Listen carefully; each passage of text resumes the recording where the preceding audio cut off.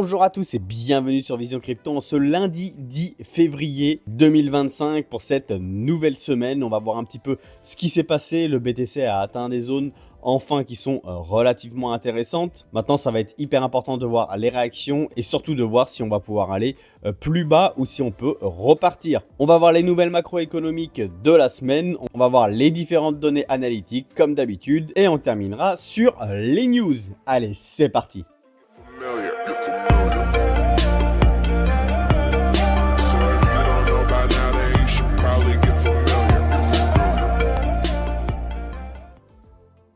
Donc on attaque avec les volumes 27 milliards, quasiment 28 pour BTC et 19 milliards pour Ethereum. Donc relativement faible, c'est normal, on était le week-end.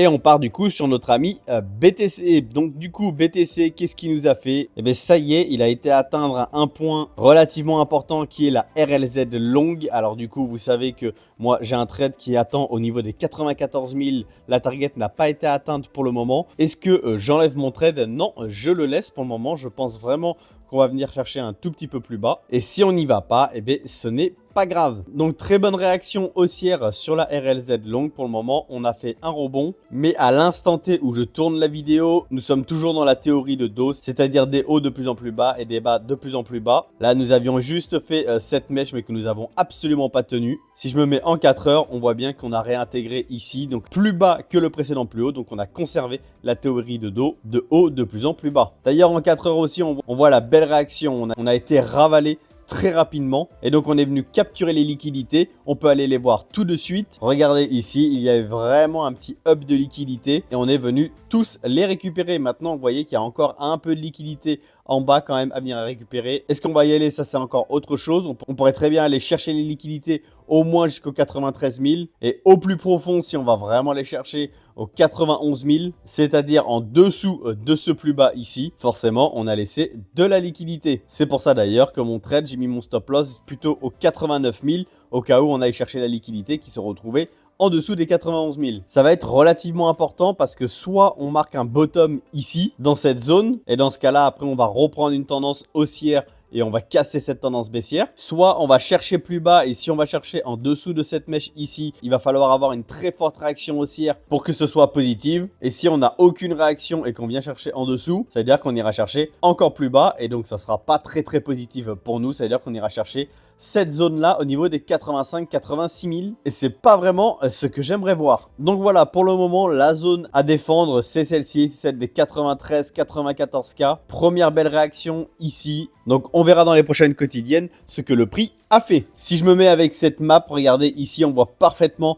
le up qu'on avait. Vraiment, on a été pile poil le prendre et après on est reparti à la hausse. Et on voit que les prochains clusters de liquidité, vraiment, c'est au niveau des 91 100 et après au niveau des 90-89 000. Donc ça va être important de surveiller ça. On voit aussi qu'en haut, il y a de la liquidité à venir récupérer. Donc on pourrait très bien décoller dès maintenant. L'essentiel, c'était de venir récupérer toute cette poche de liquidité ici. Voilà, tout ça, ça va être vraiment à surveiller. Au niveau des liquidations, forcément, ce sont les longues qui se sont fait avoir. Donc 168 millions de longues contre 73 millions de shorts pour un total de 242 millions. C'est pas non plus énorme. Donc on peut voir quand même sur la heatmap qu'il y a depuis le 2 février un marché qui est plutôt shorté de façon générale. Et ça, je trouve que c'est très positif. Alors oui, effectivement, hein, j'arrête pas de dire ça c'est positif, les news sont positives. Et pourtant, on s'enfonce toujours plus et on ne décolle pas. Ben oui, mais le temps est important. Et ça se trouve, on décollera que dans un mois, dans 2 mois, dans 3 mois. Ça, personne ne le sait. Je vous rappelle que le marché, il est là pour faire perdre les impatients et de récompenser les patients. Allez, au niveau de la macroéconomie, qu'est-ce qui va être important ce week-end? Demain,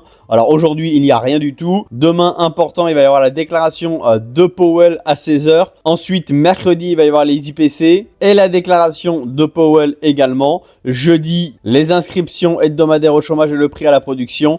Et vendredi, on terminera avec les ventes au détail. Donc encore une semaine où ça peut pas mal fluctuer. Tonton Powell, ça va être important de voir ses déclarations également. Allez, on va sur les nouvelles avec Michael Saylor qui fait de nouveaux références au tracker d'achat de Bitcoin Strategy. Mort aux lignes bleues, vive les points verts. La ligne bleue, au fait, ce sont le tracé de BTC et les points verts, c'est quand Michael Saylor a acheté. Et là, on voit d'ailleurs, il y a eu énormément de rachats dans cette zone, là où on se trouve actuellement. Et donc à chaque fois qu'il fait référence à son tracker, eh bien, généralement c'est suivi d'un achat. Donc est-ce qu'il va y avoir un nouvel achat? Eh bien possiblement. On a une réponse généralement rapidement, c'est-à-dire 24 heures après ses déclarations. Généralement il achète. Allez, on continue. L'université d'Austin aux États-Unis lève 5 millions de dollars en Bitcoin pour son fonds de dotation de 200 millions de dollars. Chad Tevnot, vice-président senior du développement de l'école, a déclaré que le portefeuille d'actifs crypto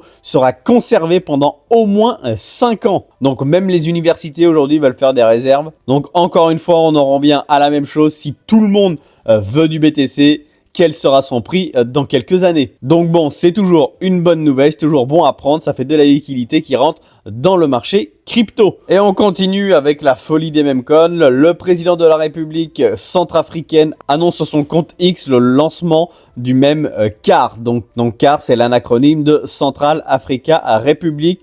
Lancé il y a plus de 2 heures, sa capitalisation dépasse actuellement 260 millions. On peut voir que la répartition 35% de l'offre du même serait dédiée au développement du pays selon le site officiel. Donc bon, dans tous les cas, vous savez ce que j'en pense. Je trouve que ça détruit complètement la crypto-monnaie et que clairement, ça décrédibilise notre écosystème. Voilà, tout ça, je trouve que ça, par contre, ce sont des mauvaises nouvelles parce que tout le monde et n'importe qui peut se mettre à faire ça. N'importe quel pays peut se mettre à faire ça. Ils sont contents, ils récupèrent du pognon sur le dos des concitoyens encore une fois. Bref, je trouve ça un peu abusé. Voilà pour cette quotidienne de ce lundi. Elle est relativement rapide, oui, mais parce que ça va être extrêmement important de voir ce qui va se passer cette semaine. Ce week-end, il ne s'est pas passé grand chose sauf la chute qu'on a eue hier pour récupérer la liquidité au sud, donc qu'on a vu. Et maintenant le plus important, ça va être de voir les réactions du prix, savoir s'il y a une inversion de structure ou si on va avoir une continuation de dump. On verra ça dans la quotidienne de demain. Pour les personnes qui ne sont pas encore abonnées à la chaîne, n'hésitez pas à cliquer sur le bouton abonner. Les analyses graphiques de news macroéconomie sont tous les jours, et si mon format vous plaît, n'hésitez pas à cliquer sur le bouton abonner. Je crois que vous êtes encore 48% à regarder mes vidéos mais à ne pas être abonné,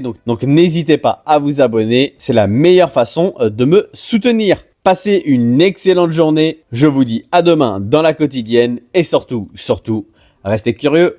Ciao!